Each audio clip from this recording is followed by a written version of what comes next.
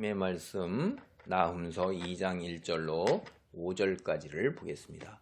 여기에는 이제 하나님이 앞서서는 하나님이 니느웨에 대한 심판을 선언을 하셨잖아요. 그래서 여기는 이제 그 심판에 대한 그것이 실제로 어떻게 이루어지는가 하는 것, 그래서 니느웨에 대한 그 멸망을 더 상세하게 말씀을 하고 계시는 거예요.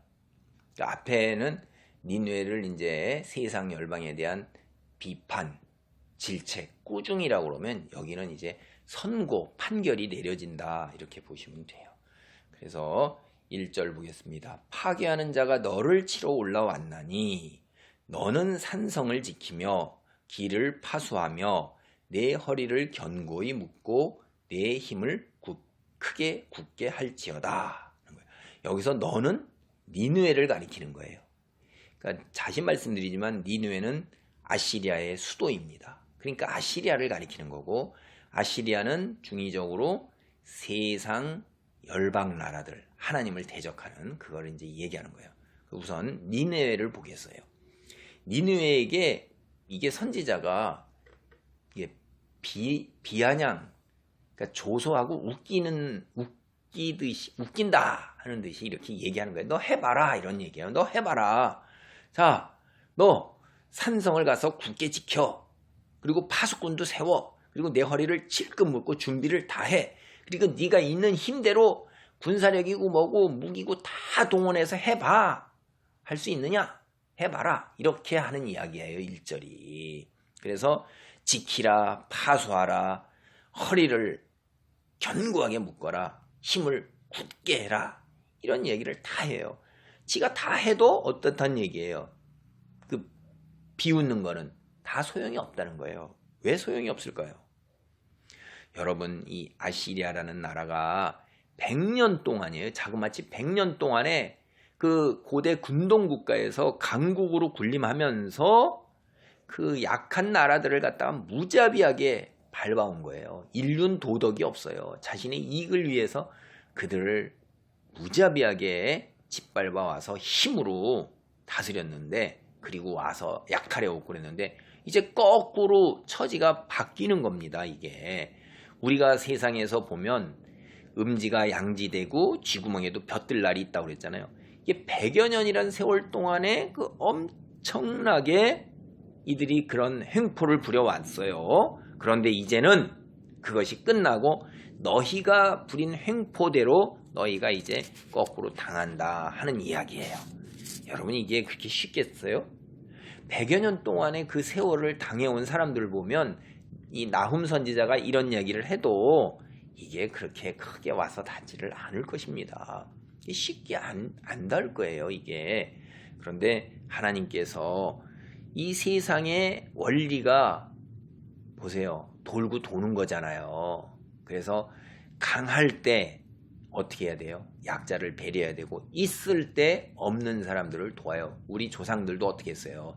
부자가 되면 그 인근 사방 얼마에 굶는 자가 없게 하라. 그러니까 경주 최씨 부자도 그렇게 얘기를 하고, 그 중국이나 이런 데도 다 보면, 일본도 그러고 세계 곳곳에 다 있는 사람들 중에 탁월한 사람들은 베푸는 데 힘써서 그 후손들이 2대, 3대, 4대에 가서 어려움을 겪을 때도 도움을 받고 또 이렇게 하도록 돼 있는 거예요. 영원한 것은 아무것도 없습니다. 하나님이 함께 하시지 않으면 영원한 게 없는 거라 이 말이에요. 그래서 이렇게 이제 이 아시리아의 멸망이 결국 이스라엘에게는 어떤 의미가 있을까요? 그게 2절입니다. 여호와께서 야곱의 영광을 회복하시되 이스라엘의 영광 같게 하시나니 이는 약탈자들이 약탈하였고 또 그들의 포도나무 가지를 없이 하였습니다. 야곱이 이스라엘 민족을 상징하는 거 아시죠? 야곱의 영광, 이스라엘의 영광은 하나님의 택한 백성이에요. 그들이 하나님께서 애굽 땅에서 하나님이 그들에게 해방을 선언하셨고 가나안 땅에 정착시키면서 이방 민족들의 간담이 다 녹아 흘러내리도록 그들에게 함께 하셨어요. 전쟁에서 늘 승리하고 패배한 적이 없는 다윗의 영광이 있고 솔로몬의 북이 영화가 있습니다. 그렇게 이제 하나님께서 아시리아의 멸망은 곧 이스라엘의 그런 영광의 회복이라 이 말이에요. 이스라엘은 어떻게 했어요? 아시리아 같은 약탈자들에게 의해서 다 빼앗겼어요. 약탈을 당했어요. 포도나무 가지가 없어서 포도나무의 열매가 맺지가 않는 거예요. 그게 뭡니까? 가난과 빈곤과 어려움과 고통 속에서 울부짖는 거예요. 포도나무 가지가, 포도나무는 뭡니까? 이스라엘이잖아요. 가지가 없으니까, 열매가 없으니까 얼마나 힘든 삶을 살았어요. 그러니까 아시리아의 멸망이 이제 너희들은 그렇게 어려운 삶, 약탈과 그 다음에 빈궁 속에서 그 외쳤던 것이 이제 영광의 회복이 된다 이거예요. 자부심을 갖게 된다는 거예요. 여기 영광이라는 것은 사실 자부심을 갖다가 이제 회복한다 하는 이야기를 하는 것입니다. 그래서 니느웨가 멸망을 당하는데 그 니느웨를 침략하는 사람들, 용사들의 모습이 3절로부터 5절까지입니다. 3절입니다. 그의 용사들의 방패는 붉고 그의 무사들의 옷도 붉으며 그 항우를 버리는 날에 병거의 쇠가 번쩍이고 노송나무 창이 요동하는도다. 그 병거는 미친 듯이 거리를 달리며 대로에서 이리저리 빨리 달리니 그 모양이 횃불 같고 빠르기가 번개 같도다. 여러분, 니느웨를 침략하는 군대, 이 3절 4절을 보면 정말로 그 무서운 사람들이라는 걸 알 수 있잖아요. 힘이 있어 보이고 살기가 느껴지고, 그 다음에 그때 당대에서는 가장 뛰어난 무기 이런 거라는 걸 알 수가 있어요. 옛날 고대 전쟁에서는 이 병거가 오늘날의 탱크와 같은 거예요. 보병, 창과 칼로 가진 군인들이 이 병거가 오는데 당해낼 수가 없는 것입니다. 대오가 그냥 다 무너지는 거예요. 그런 것이 있고 그 뒤에는 용사들이 있는데 방패가 붉어요. 무사들의 옷도 붉다 하는 거. 고대 세계에서는 붉은색이 이제 승리로 상징되었고요. 여러분이 이 아시리아를 멸망시킨 사람들이 누구냐 하면 메대 바빌론의 연합군이에요. 바벨론. 근데 이 사람들이 빨강색 군복을 입었어요. 그러니까 예언이 이게 앞으로 40년 후에 이루어지는 것입니다. 이게 대략 35년, 40여 년 후에 이루어지는 거예요. 근데 이 아시리아 군인들은 청색이나 보라색 군복을 입었었어요. 근데 이 빨간색으로 이 방패와 옷을 입고선 쫙 몰려오는데 창칼이 번쩍이죠. 붉은색으로 다 둘러쌌죠. 얼마나 섬뜩하고 무서울 거예요. 그리고 그 몰려오는 게 홍수처럼 몰려오는 거예요. 이게 여러분, 이게 그 섬뜩함과 무서운 것들, 이렇게 하나님께서 선언을 하시는데도 사실은 이 사람들이 잘 믿질 않았을 거예요. 당대 선언될 때. 앞으로 40여 년 후에 이루어지는 건데 그때까지도 벌써 한 세대가 넘어가잖아요.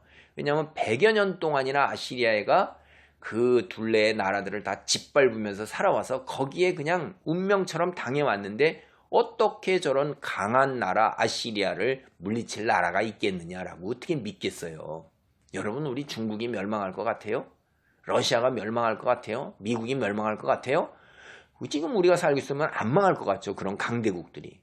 그런데 하나님께서는 그런 강대국조차도 다 무너뜨리신다 하는 거예요. 영원한 나라가 없어요. 하나님이 함께 하시지 않으면 소용이 없다 이 말이에요. 그래서 아시리아를 향해서 침략자들이 달려오는데 마치 거대한 물결처럼 몰려온다 이 말이에요. 5절입니다. 그가 그의 존귀한 자들을 생각해내니 그들이 엎드렸듯이 달려서 급히 성에 이르러 막을 것을 준비하는도다. 이제 이들이 용사들이 몰려오니까 이 아시리아 사람들이, 아시리아 군대가 왕들과 그 다음에 그 고관 대장의 그 명령을 생각해서 니느웨 성을 이제 방어해야 되잖아요. 그래서 그냥 있는 힘을 다해서 달려서 성에 이르러서 이 메대 바벨론 군사들, 무사들, 붉은 옷을 입고 오는 병거를 미친 듯이 모는 이들을 막을 준비를 하는데 소용이 없는 것입니다. 1절에 그래 네가 있는 힘을 다 해보아라 라고 비아냥거리고 있잖아요. 조롱하고 있잖아요. 그래도 소용이 없다는 것을 우리는 다 압니다. 이후에 2장 6절로부터 13절까지가 그들이 어떻게 멸망하는가 그런 모습이 그대로 서술되고 있습니다. 하나님이 함께 하시는 나라만이 영원한 것이고 그러지 않은 세상 나라나 세상의 그래서 하나님이 없는 세상 나라 다 멸망합니다. 그리고 하나님께서는 악한 도구로 하나님의 백성들을 때때로 징계하시는데 사용하시지만 그 악한 자들 그 악대로 심판하시는 것을 우리는 봅니다. 귀한 진리를 깨닫는 가운데 하나님 나라를 향한 소망을 가지시기 바랍니다. 아멘.